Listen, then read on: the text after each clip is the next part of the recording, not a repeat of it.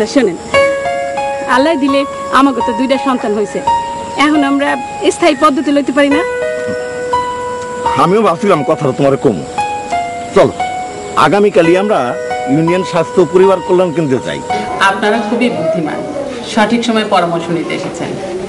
আপনাদেরকে আমি দীর্ঘমেয়াদী আর স্থায়ী জন্ম নিয়ন্ত্রণ পদ্ধতি সম্পর্কে বলছি। দীর্ঘমেয়াদী পদ্ধতির মধ্যে রয়েছে ইনজেকশন, নরপ্ল্যান্ট, আইইউডি, আর স্থায়ী জন্ম নিয়ন্ত্রণ পদ্ধতির মধ্যে রয়েছে টিউবেক্টমি এবং ভ্যাসেক্টমি। এখন আপনারাই সিদ্ধান্ত নিন কোন পদ্ধতিটি বেছে নেবেন। স্থায়ী ব্যবস্থা টিউবেক্টমি নিতে চাই। খুবই ভালো একটি সিদ্ধান্ত। টিউবেক্টমি মহিলাদের জন্য একটি স্থায়ী সহজ জন্ম নিয়ন্ত্রণ পদ্ধতি। এটি নিরাপদ এবং খুব সাধারণ একটি অপারেশন, যা করতে সময় লাগে মাত্র 15 থেকে 20 মিনিট। যাদের 2টি জীবিত সন্তান রয়েছে আর ছোট সন্তানের বয়স 2 বছরের বেশি এবং যারা সন্তান নিতে চান না, তাদের জন্য এই পদ্ধতি।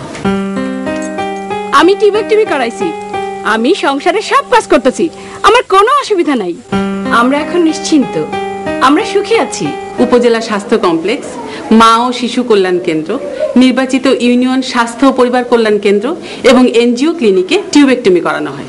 2টি সন্তানের বেশি নয়, একটি হলে ভালো হয়।